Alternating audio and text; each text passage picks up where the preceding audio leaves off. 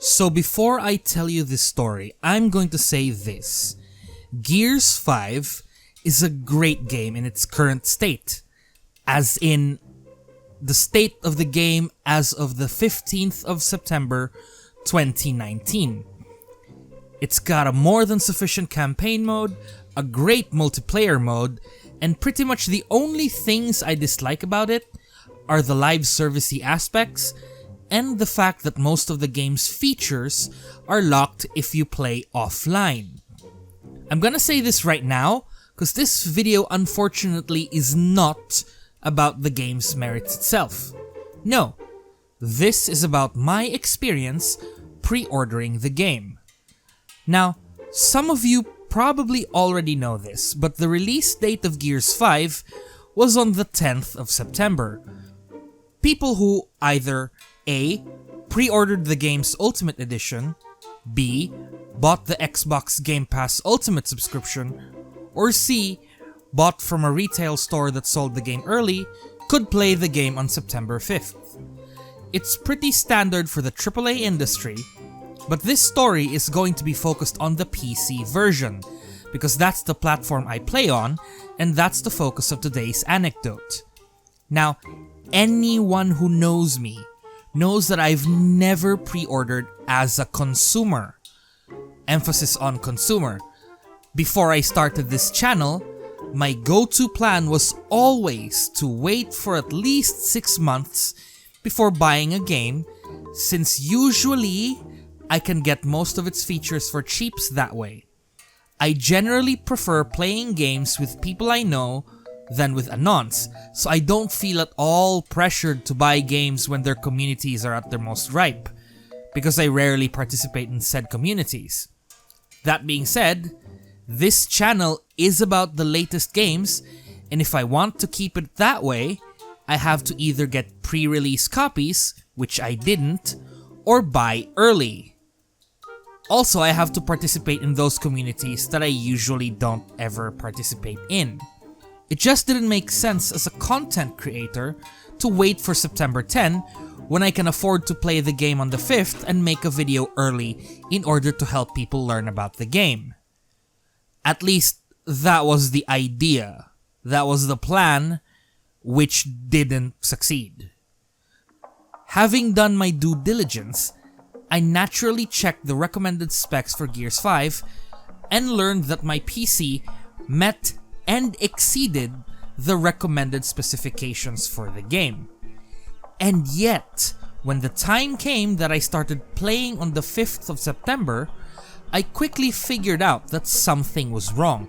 My game on max settings was dropping down to 30 FPS, and sometimes much lower.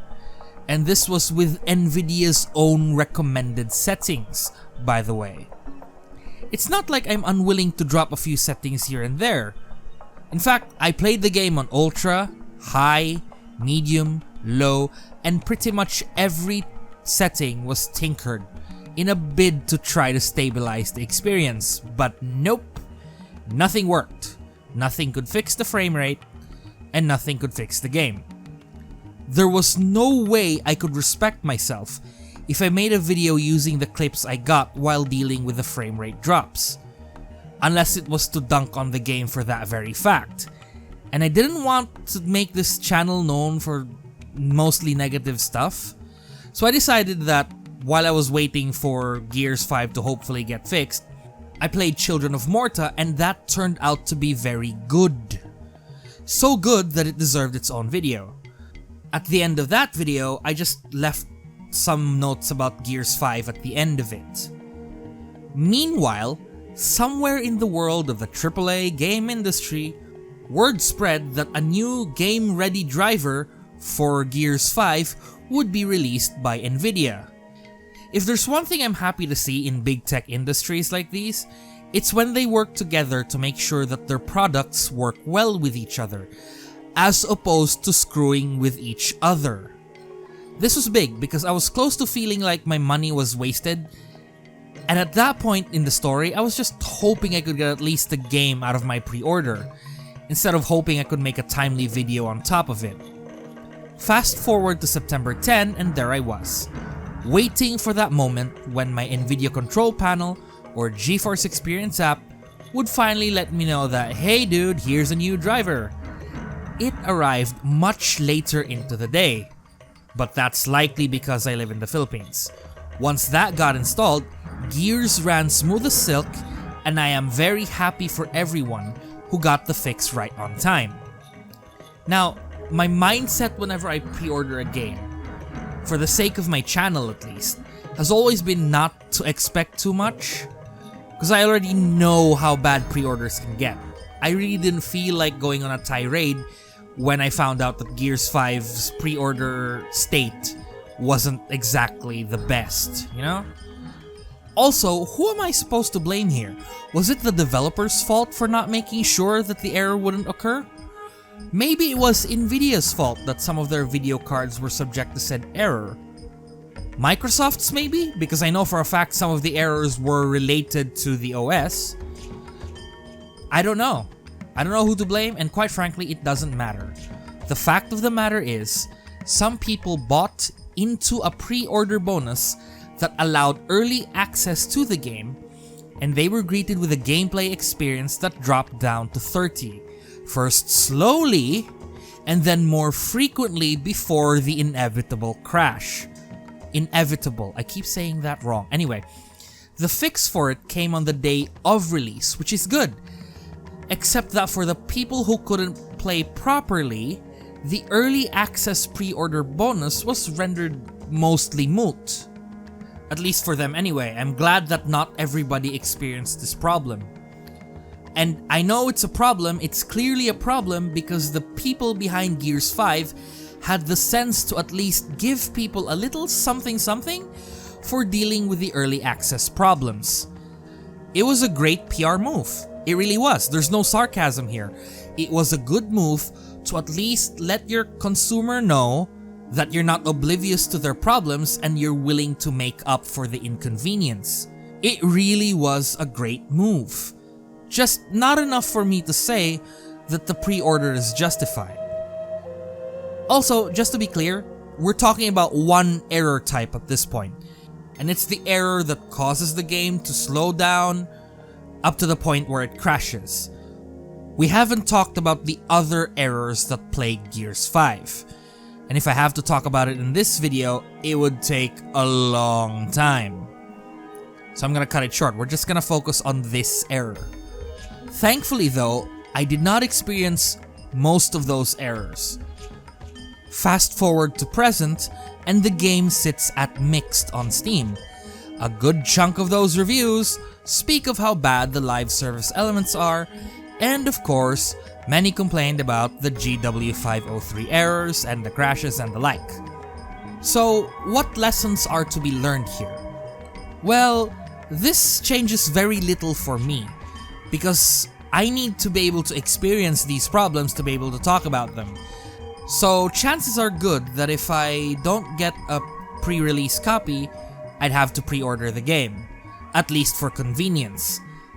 However, from a purely consumer perspective, right? I think it warrants us to rethink our decisions the next time we attempt to pre-order a game. Like, I know some of you already have a list of things you do so that you rarely, if ever, encounter a pre-order problem. You might choose not to pre-order obscure titles or trust obscure game companies. You might prefer to temper your expectations. Or maybe you won't pre-order unless it's the bric-a-brac you want, the stuff from the collector's editions, which I understand if you pre-order for that, because I don't want you to have to go through scalpers for it. Anyway, I suppose now you can add pre-ordering the console version instead of the PC version, and maybe not expecting a good early access experience when you pre-order, especially if that experience is on PC. Yeah. If you haven't already added these criteria, it might be a good idea to add them. But ultimately though, I still much prefer my go-to MO when I was just a consumer. And that's simply to not pre-order anything. I'd be much more glad to miss out on the extra tat, the skins, the yada yada yada, the exclusive stuff, if it means that I can get a stable gaming experience the moment I start playing. I'd rather have bought the game on the 10th of September and experienced the bugs for like half a day before getting the driver that fixed things, and then I'd have enjoyed the game from that point forward. Some of you might ask though, won't most people be able to forgive the rocky pre-launch or indeed the launch as long as the game is fun? Perhaps some people can, sure, and there's definitely some truth to how a good gaming experience can sweeten the deal and get people to be more forgiving of bugs and crashes, etc. That being said, it'll still suck for early adopters to be unable to properly experience the game they bought. Take Borderlands 3 for example. I'm in love with that game right now. It came out 2 days ago.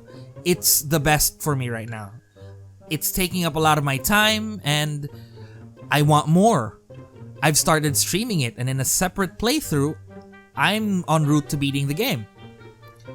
But when a person asks me if they should buy it now, my answer is no. Wait for the game to be more optimized.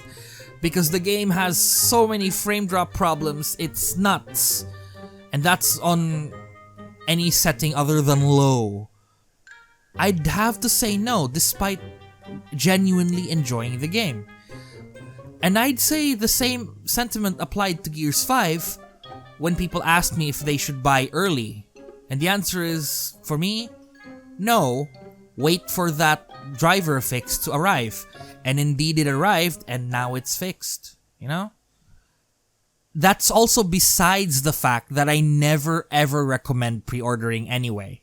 I hope you can understand from my very own story the unique risks that pre-orders have. Maybe form your own opinions and draw your own conclusions that hopefully will lead to more satisfying purchases for you. Until then, look forward to more of my Borderlands 3 streams and videos. This is Speakerhead, your head speaker. Thank you for watching.